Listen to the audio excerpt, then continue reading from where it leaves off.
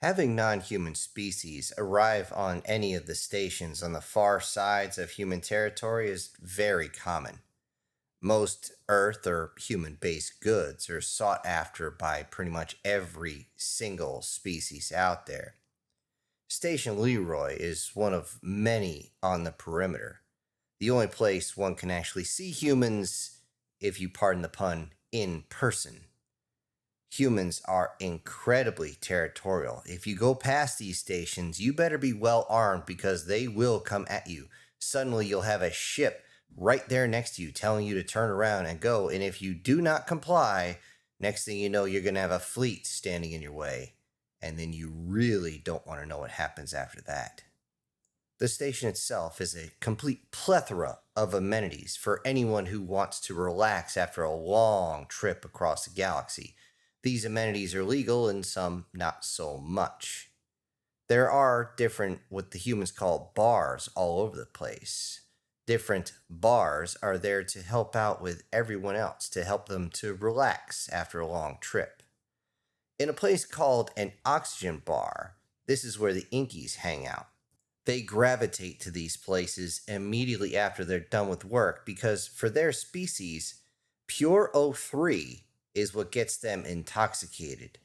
So much so that even what they would say the furry humans look interesting. Foregoing the warning of the human's prowess in such actions, there's always some inkies willing to spend all the coin that they have just received to try and outperform a human. Human females seemingly have no issue in this.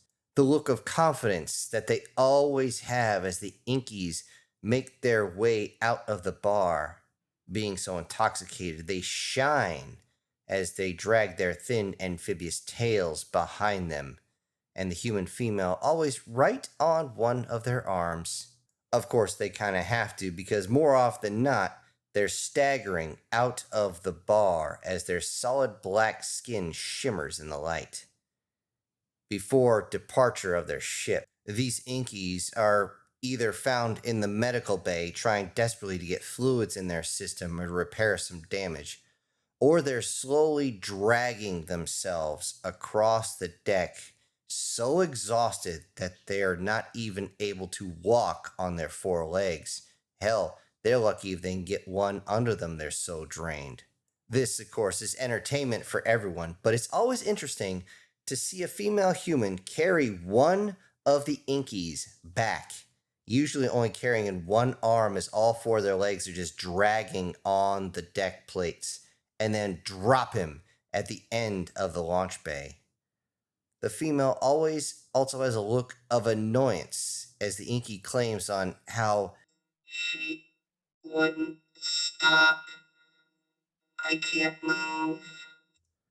or simply Water. as they do this, this is when the human female simply walks away a bit wealthier and always with a look that says, I'm disappointed. Since it's noted that the Inkies officially drink up the O3, they're actually astounded at the human response. It seems as though the humans enjoy it.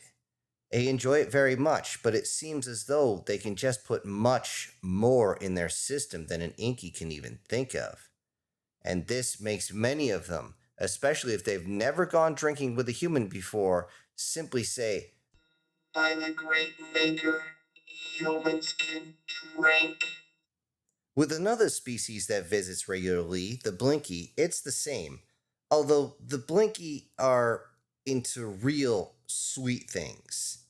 Things like cane sugar, sugar beets, and especially above all else, honey.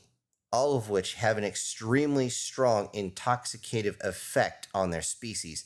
The blinkies are quite large reptilian bipeds, tall, broad, but relatively fragile by human standards.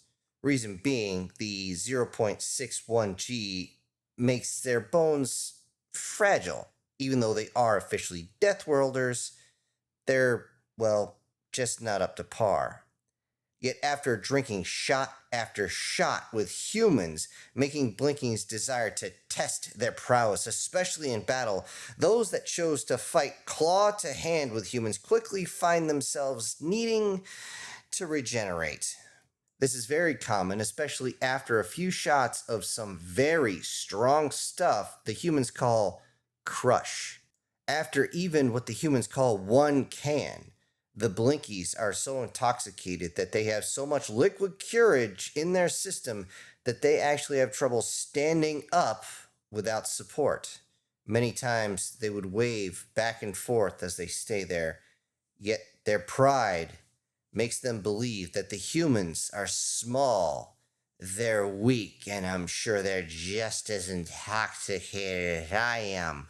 And seeing one get up in a human's face makes the rest think, well, maybe I can take on a human too.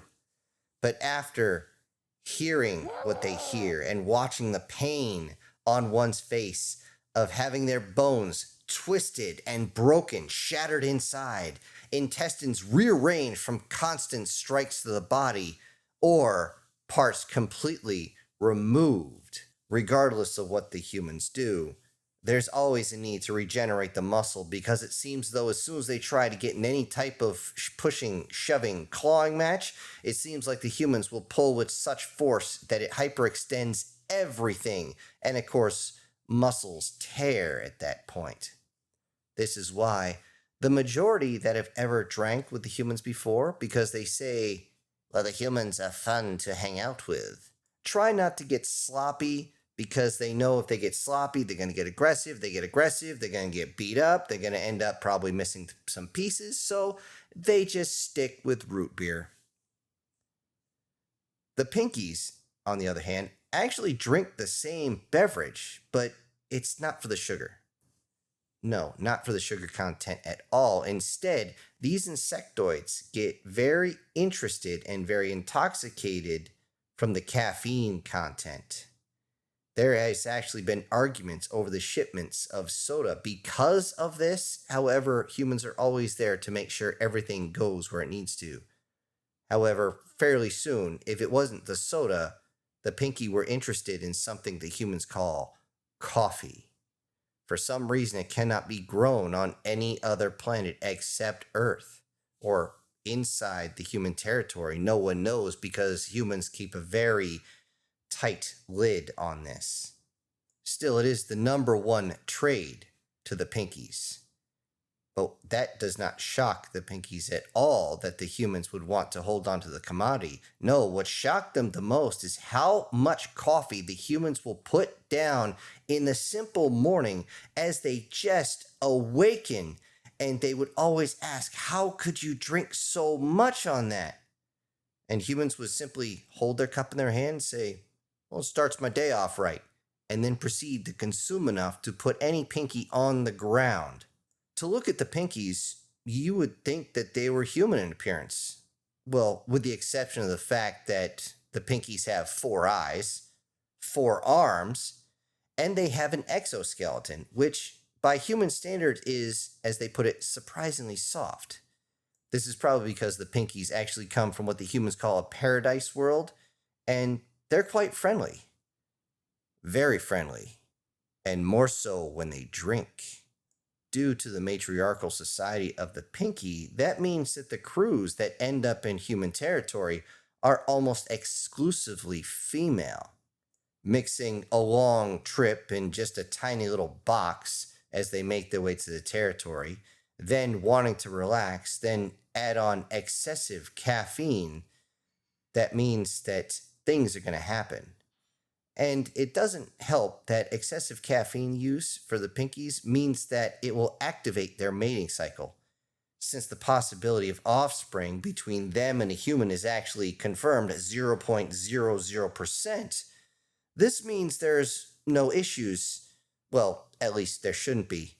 There's a few, one in particular, that is more embarrassing than anything else, is the fact that human parts don't disconnect like a pinky males do, leading to the females leaking as they return to their little hive ship. This is embarrassing, especially when you constantly leak more and more and more, is because there's no plug left over. Also, some do not want to leave, as the way the humans treat them is very, very, well, they're treated very well. It was originally a rumor, now an open secret, how humans, unlike the pinky males, take their time, a long time enough so that the pinkies can actually have a forced, as they put it, holy eruption. But when this happens, a pinky immediately bonds to the human that is with them. This has led to some issues, which is why, to stop the cause and effect, many of the pinkies' captains have given them the basic of general order number one, which is not to drink with humans, at least not on the station. The only species to believe that they can actually outdrink the human are the clydes. They are another mammalian species that is very similar to the shape of humans, so much so that at a very quick glance, you could actually confuse one for the other. The clyde, in particular, get intoxicated on ethyl alcohol, and in their culture, excessive drinking is very, very common.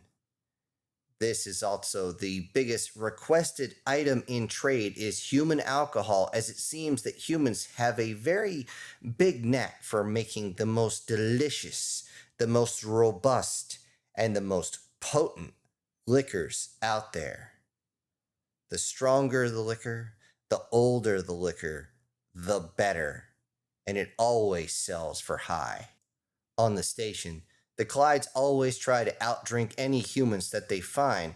They would always give the reason, "They may be Death Worlders, but they're still apes."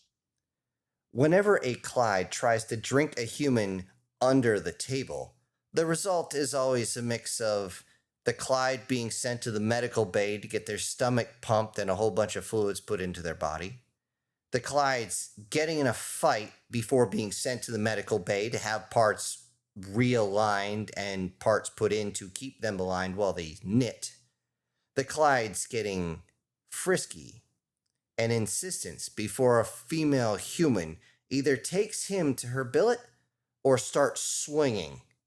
Either way, he ends up in the medical bay. Although it really depends. One way he'll be smiling, and the other one he's probably missing teeth. Any Clyde that simply sit back and watch this happen, just enjoy the show of them trying to do stupid things around the humans and not just enjoying their company, because they already know the truth. Humans, well, they can't be out drunk anymore. You can't do it. It's not physically possible. Ever since the humans had become regenerators, first through artificial means and then they learned how to do it naturally, nothing seems to bother them, especially drinking. And it isn't just because any of these beverages have no intoxicating effect. In fact, they do.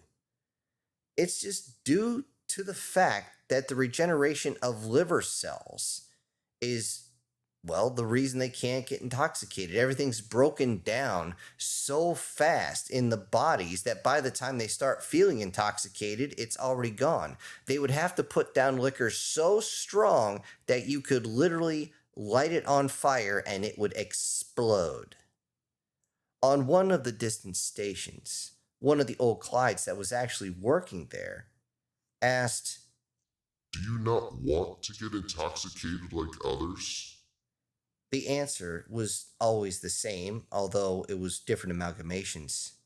It was things like, I learned to live without it, or considering the trade off of being fit and young all the time, ready for anything, you know, being able to get blackout drunk and intoxicated on the other side of that, I mean, I can't even get high again, but I think it's a small price to pay.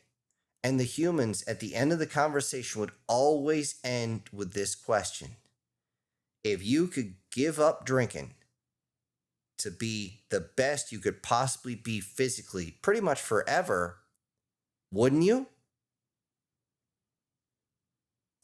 Hello, everybody. This is Syntax. Thank you for joining me today on this short story.